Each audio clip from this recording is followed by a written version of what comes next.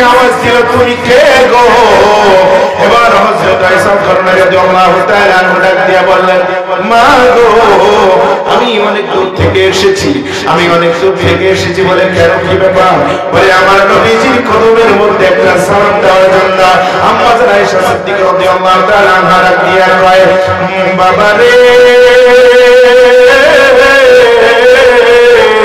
তুমি কে? বলে আমার নাম হলো ওয়াইস। সুবহানাল্লাহ, আমার নাম হলো ওয়াইস। তুমি কোন জায়গা থেকে এসেছো? বলে আমি করমন নামক শহর থেকে এসেছি। তুমি কি করো?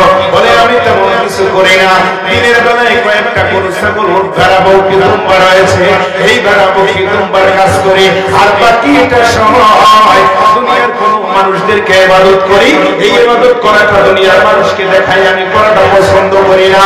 ও মা, আমি ওয়াইসাল করনি চুপে চুপে চুপে চুপে মানুষের অন্তরালে ওই সিজদার মধ্যে জঙ্গলার মধ্যে পয়রা চিনি যেমনি ভাবে বাবা পানির সাথে ঘন্টন দিলে পানিটার সাথে চিনি যেমনি ভাবে অ্যাডজাস্ট হয়ে যায়, হযরত ওয়াইসাল করনি যখন জমিনের মধ্যে সিজদায় পড়ে তখন আল্লাহর নূরের সাথে হযরত ওয়াইসাল করনি মিশে যায়। নারায়ে তাকবীর, নারায়ে রিসালাত। বন্ধুরে, ওই ওয়াইসাল করনি রাদিয়াল্লাহু তাআলা আনহু আম্মা জান আয়েশা সিদ্দিকার কাছে দাঁড়িয়ে আছে। আম্মা জান আয়েশা সিদ্দিকা নবীর কাছে সরবান, নবী তো বাসায় নাই, নবী তো হুজরা মুবারকের মধ্যে নাই, নবী দিনের দাওয়াত দেওয়ার জন্য বাইরে চলে গেছে। হযরত ওয়াইসাল করনি ডাক দিয়ে কয়, মাগো, যদি নবীজি ঘরের মধ্যে ফিরে আসে, আমি ওয়াইসের পক্ষ থেকে আমি নবীজির কদমের মধ্যে একখানা সালাম রেখে গেলাম।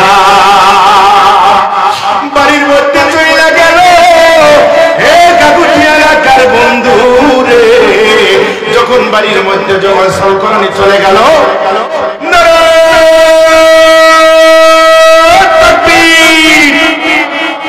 নারায়ে তাকবীর, নারায়ে রিসালাত, নারায়ে গাউসিয়া, নারায়ে গাউসিয়া, খাজাইনাতুল দরবার শরীফ, আল্লামা আব্দুর রহমান রেজভী হুজুরের আগমন। নেসারউদ্দিন ফারিক হুজুর এসেছেন, মাশাআল্লাহ, আলহামদুলিল্লাহ, আল্লাহ কবুল করে বলি আমিন। আমি ভাবছি যে আমাদের মেহমান আরেকজন চলে আসে, তো খাজা এনায়তপুর দরবার শরীফের যিনি নাসিরউদ্দিন ভাই, আমার নামের সাথে ভাইয়ের নাম মিশানো, যাই হোক, খাজা এনায়তপুর দরবার শরীফের যিনি শহীদুল্লাহ পাঠান রয়েছে, এই শহীদুল্লাহ পাঠান মুফতি আজম মুনাজারে মিল্লাত, ওনার সাথে আমার বহু প্রোগ্রাম হয়েছে। অবশ্য ভাইয়ের সাথে আমার ওরকমের ভাবে দেখা হয় নাই। বলেন, আপনারা বলেন। কাঙ্ক্ষিত মেহমান বসে রেখে আলোচনা যেমনি ভাবে বেয়াদবি, আমি এটা কোনোদিন পছন্দ করি না, কারণ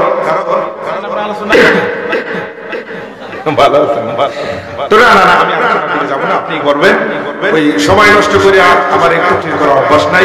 যাই হোক, হুজুরের সাবেস্টার ট্রেনে ইনশাআল্লাহ শেষ করে দিবে, কারণ হযরত ওয়াইসাল কোরআনের আলোচনাটা করার জন্য সদীর শাহ বলছিলেন, হুজুর একটু সময় কইরা হযরত ওয়াইসাল কোরআনী কিভাবে যোগ্যতা পাইলেন, আর এই যোগ্যতার মর্তবা আল্লাহ তাআলার কাছে কতটা বেশি ছিলেন, এবং নূর নবীজির যোগ্য মোবারকটা কার কাছে আছে, এই বিষয়টা নিয়ে ইনশাআল্লাহ তাকবীর করবেন। তো যাই হোক, যখন আমাদের প্রধান মেহমান প্রধান ওয়াইজিন আমাদের মাঝে চলে এসেছেন, আমি এখনই মাইক ছেড়ে দেব। আপনারা এই খাজা এনায়েতপুর দরবার শরীফের কতজন ভক্ত মুরিদ আছেন? এখানে আছেন কয়জন? একটু হাত তুলেন তো। আছে? একজন আছে? একজনও নাই? আছে? আচ্ছা, না থাকুক অসুবিধা নেই। মান আদালি ওয়ালিয়ান ফাকাদ আযানতু বিল হক। ওলি আল্লাহ যে যেখানেই থাকুক না কেন, ওলি আল্লাহরা হলো পরশ পাথরের মতো। কি পাথরের মতো? আব্বা জোরে কোন। পরশ পাথরের মতো। এই পরশ পাথরের মতো ওলি আল্লাহরা, তারা যে যে দরবারই থাকুক না কেন, আমরা যে যে দরবারের মুরিদ হোক না কেন, আমাদের একটাই শুধু মাসলাক, আমাদের একটাই মাত্র আকীদা, আমাদের একটাই মাত্র ধর্ম, আমাদের একটাই মাত্র কোরআন, আমাদের একটাই মাত্র হাদিস, আমাদের একটাই মাত্র নবী, আমাদের একজনই মাত্র আল্লাহ, যেই রাসূল, যেই